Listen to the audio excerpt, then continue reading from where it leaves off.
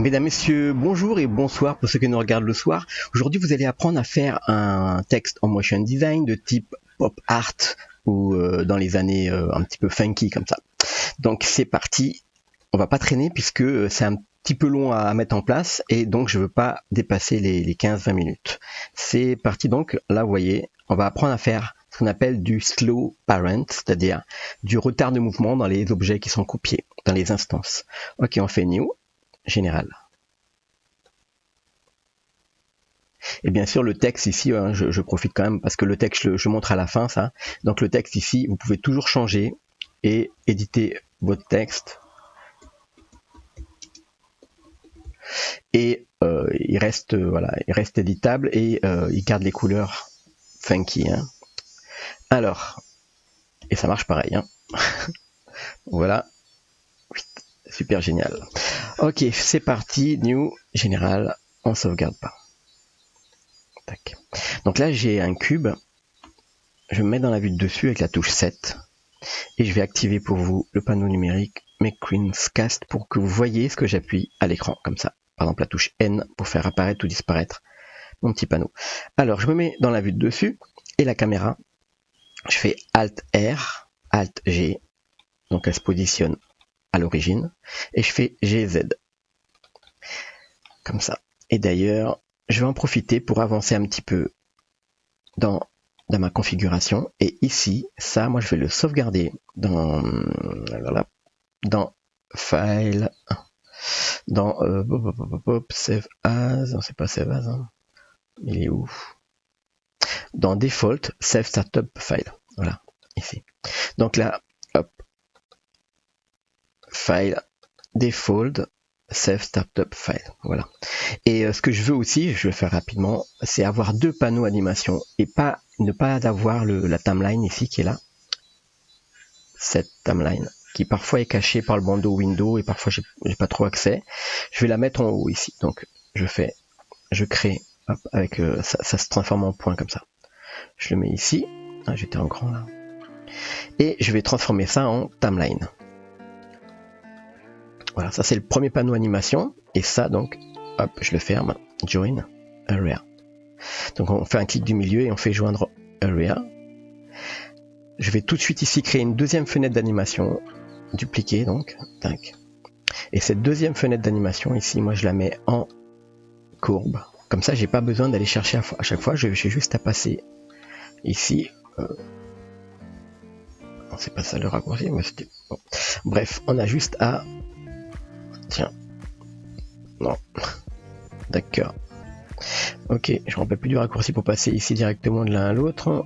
Mais c'est pas grave. Donc on va là-haut, ça va plus vite de faire ça.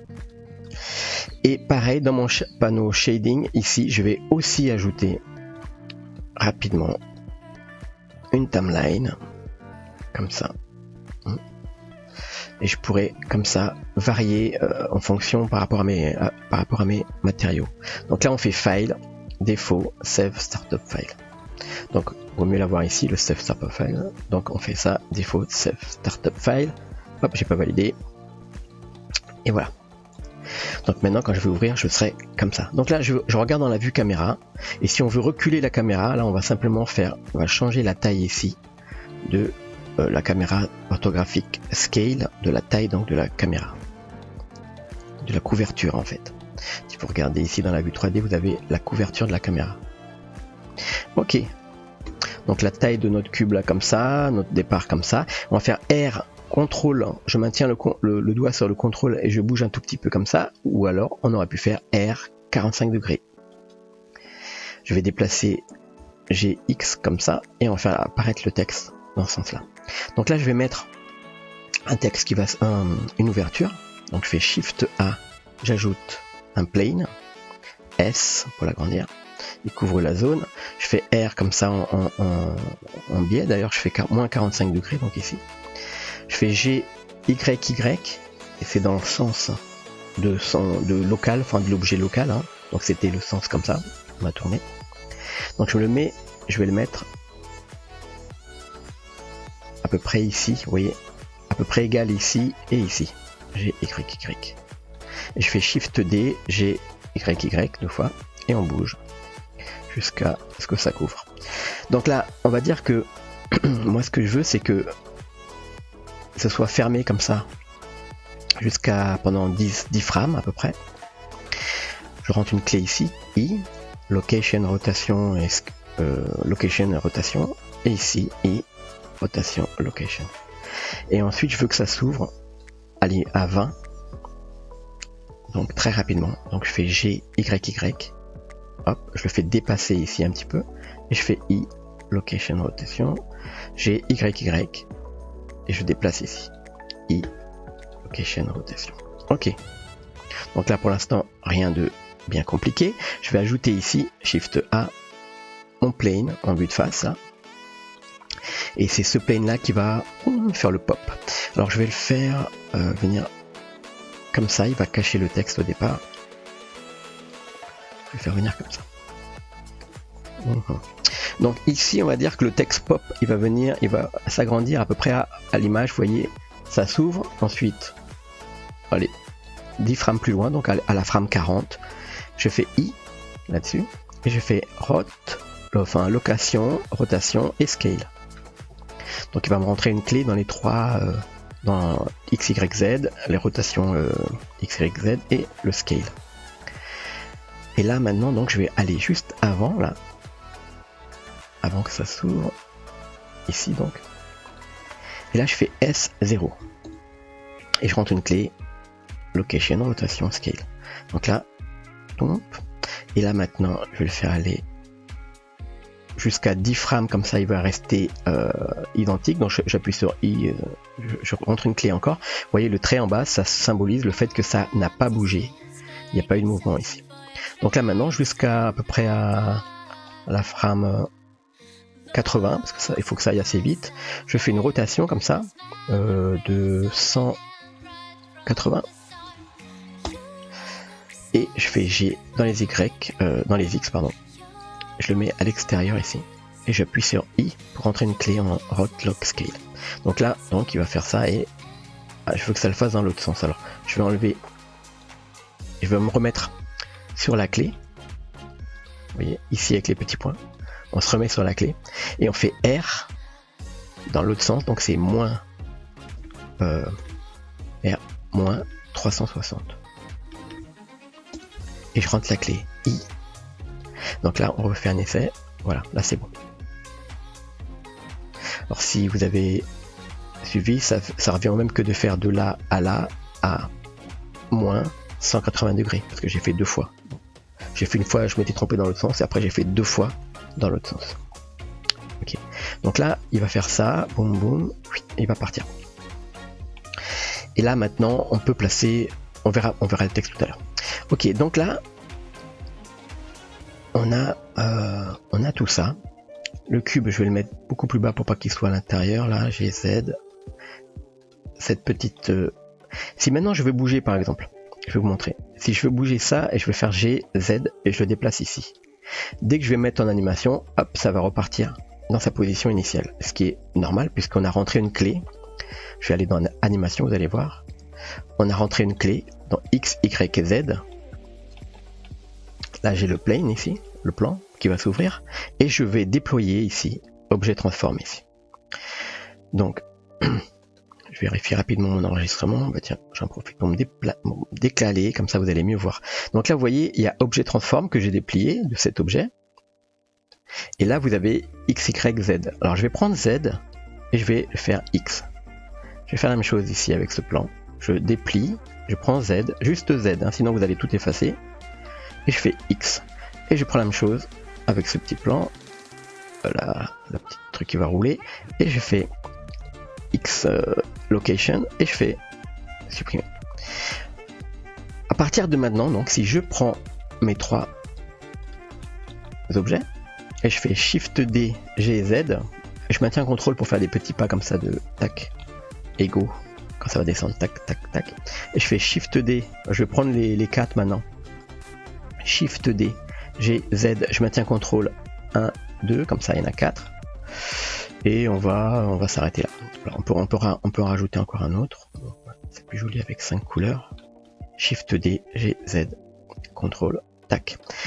Ok, donc maintenant en fait, vous voyez que tous mes objets, on peut les décaler et ils suivent en fait le même chemin sauf Z qu'on a enlevé. Alors ce que je vais faire, oui, alors, pour l'explication ici, donc les courbes hein, ici symbolisent donc les positions. Comme vous le voyez, moi ma courbe ici, elle est en T, elle est en linéaire. Je l'avais fait dans le premier tutoriel, je ne sais pas si je l'avais montré, mais en tout cas dans les préférences, j'avais mis mes courbes linéaires, comme ça au départ, j'ai pas d'effet d'élasticité dans mes courbes. Alors, maintenant ce que je vais faire, je vais mettre un peu de couleur rapidement. Pour passer à la suite, on verra mieux avec des couleurs. Donc, je prends une couleur ici, new. Je vais faire, donc le premier ce serait du jaune. Je vais afficher les couleurs quand même. Un petit peu moins de lumière, je sais pas comment. C'est pas très joli. Bon, laissez comme ça. Ok, donc je prends celui-là et je fais Shift. Celui du, il est où? Enfin, hop, c'est là. Alors je prends celui-ci, je fais Shift, le premier aussi là, et je prends celui-là à la fin, je fais CTRL L et je fais matériel. Donc là, il m'a copié. Alors je prends le deuxième, il m'a copié le matériel. New. Ici, je vais prendre du rouge. Ah, j'ai oublié de faire un truc, alors je vais le montrer ici. Il faut prendre le roughness et le mettre au moins à 10, et il faut prendre le spécular et le mettre à 0, parce que sinon, bien sûr, il y a une influence sur la lumière, et ça, c'est pas très joli, en fait. Donc là, maintenant, je prends, vous voyez, cet objet-là, le deuxième, et le deuxième, donc qui est coloré. Et je fais CTRL L, matériel. Donc là, ça prend le même matériel. Hop, hop, CTRL L, matériel. Je vais faire ce matériel là, je vais enlever le roughness, donc je mets 10 et 0. Alors ici on va faire le troisième matériel, donc je vais mettre du violet, bien pétant. J'enlève le spécular, je mets ça à 10 et je prends les deux, les trois, CTRL L, matériel, et je fais la même chose ici, new. Tac, on va prendre un bleu. Pareil, on enlève le roughness, on met à 10, et on prend tac, tac, et celui-là, CTRL L, matériel, et on va prendre le dernier, voilà, et on va mettre une couleur, un bleu vert comme ça, un bleu ciel, un bleu ciel, voilà, CTRL L, matériel. Ah, je me suis planté, c'est celui-ci. CTRL L, matériel. Ok, donc là maintenant, on va passer aux courbes. Donc, je vais prendre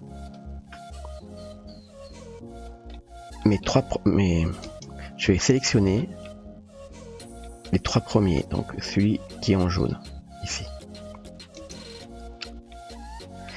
Et je vais prendre toutes les courbes, c'est-à-dire, vous voyez ici sur la gauche, il y a certaines courbes qui ne sont pas activées ici. Donc j'appuie sur A, je les active toutes, elles sont toutes activées. Et là maintenant, j'appuie sur L, pardon, c'est pas LCT, excusez-moi, et je prends quadratique ici. Ok, je vais faire la même chose avec le deuxième. Je prends les rouges, j'appuie ici sur A, j'appuie sur T et je vais prendre cubique ici, juste en dessous. Je vais prendre le troisième ici. Voilà, je fais L, T, pardon, voilà, fatigué. Et je prends quantique ici. Je prends celui-ci. J'appuie sur T. A d'abord pour tout sélectionner, n'oubliez pas. T. Et on prend quantique. Et on va prendre le dernier. J'appuie sur A pour tout sélectionner. T. Et je prends exponentiel. Et là maintenant, lorsque vous voyez l'animation, en fait, elle se joue avec du retard. Alors ça, déjà, c'est génial. Donc on retrouve ce qu'on appelait auparavant le slow parent. Pour ceux qui ont connu Blender avant la 2.8. Donc le slow parent qui avait disparu entre temps, eh bien il réapparaît comme ça en fait. Entre guillemets, on peut faire du fake slow parent avec la possibilité donc pour nous de faire donc du motion design avec cet effet là de fantôme, de suite en retard.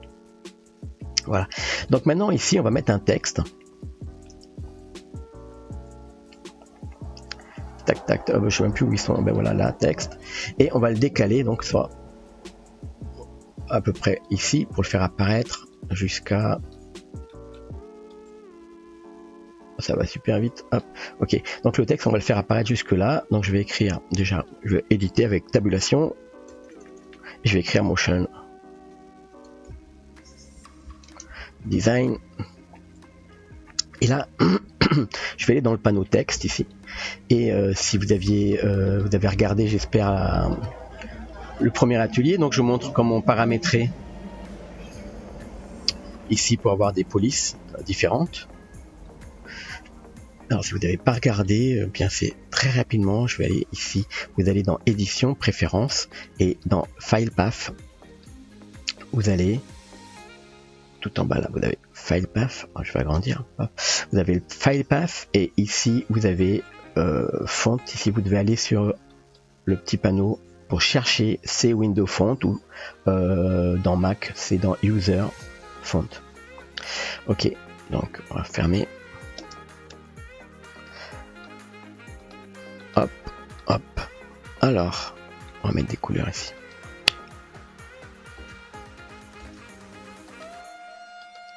Alors notre text motion design, on va le colorer.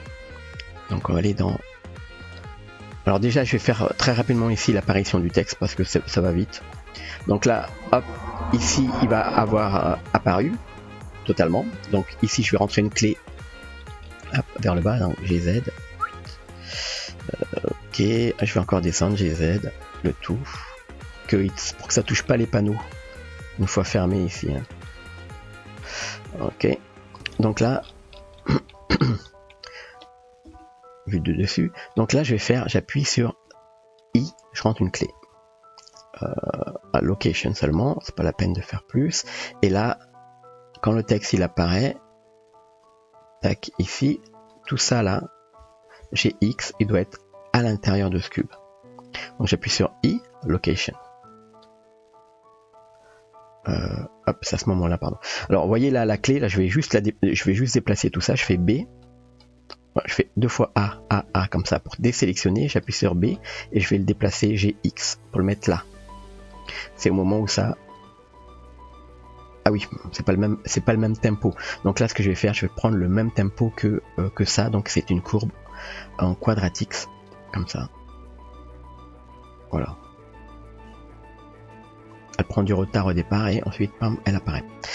Alors, pour que ça se cache à l'intérieur ici, il y a plusieurs moyens, il y a plusieurs méthodes. Je vais en montrer une comme ça, qui est très simple aussi à faire. Vous pouvez prendre cette partie du cube et vous faites une extrusion, par exemple, une extrusion E, G dans les X, hop, et vous allez masquer toute cette partie-là. Alors pour masquer cette partie-là, on va simplement prendre un matériel qui s'appelle Hold Out. Donc ici, vous prenez à la place de Principal BSDF, vous prenez Hold Out. Et donc maintenant, votre matériel là, il va cacher simplement, il va cacher ce qui est en dessous. Alors, ça ne se verra pas au rendu. Et en plus, ça garde la transparence. C'est-à-dire que maintenant, si je vais ici dans mon panneau, le petit appareil photo, et je vais prendre film, eh bien, je peux cliquer sur transparent et j'aurai, comme vous voyez ici, j'aurai le fond qui est totalement transparent. Ici, ça se voit pas du tout. Voilà, je vais agrandir ici. Vous voyez, on voit pas le truc et le texte va apparaître derrière. Ok. Alors ça, c'est fait. Alors maintenant, on va retoucher la couleur de notre matériel. Donc je me mets dans la vue, pareil, vue caméra ou vue de dessus. Et je vais faire New Material ici. Vous allez voir, c'est assez rapide à faire, c'est super simple. Si vous avez Node Wrangler activé, vous l'activez. Sinon, vous ajoutez ici simplement un Texture Coordinate. Vous ajoutez une, ça va plus vite que de montrer, une node géométrie. C'est pas la géométrie, pardon. Une node input, c'était pas géométrie. Attribut. Non, punaise.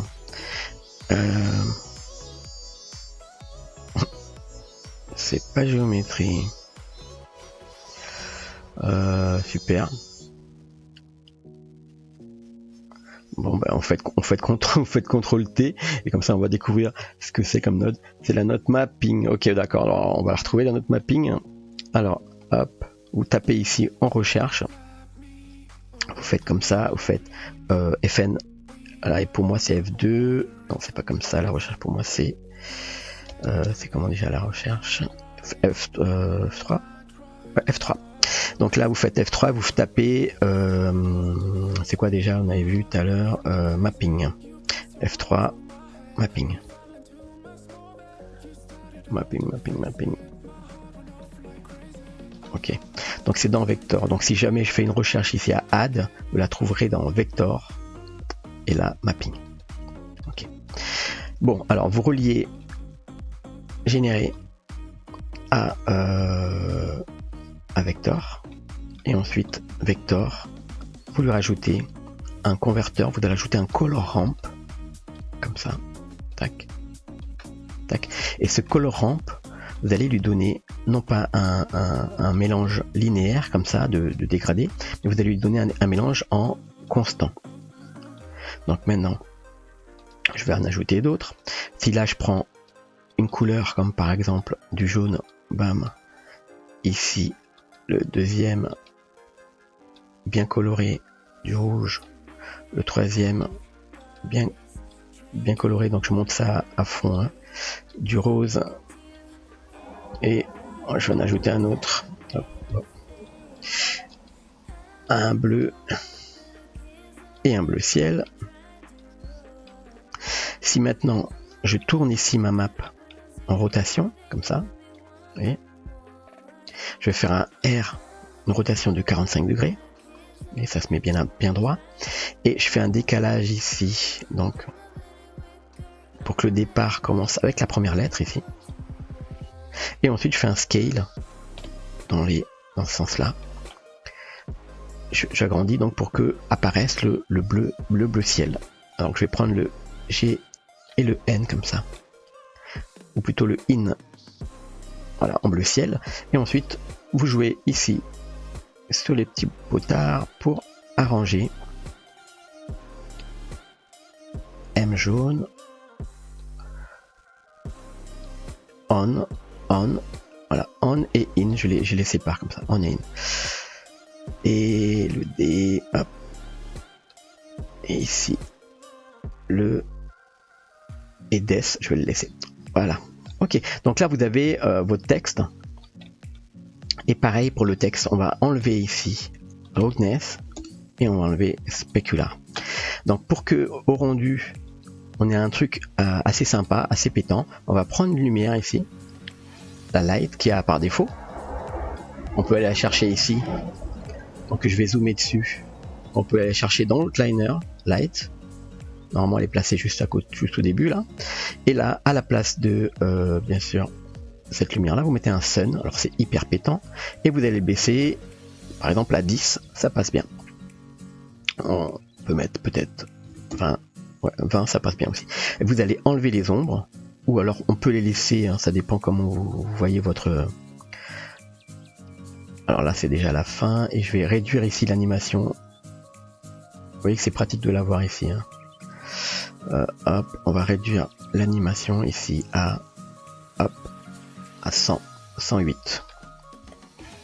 109, voilà. J'écris 109, hop, tac.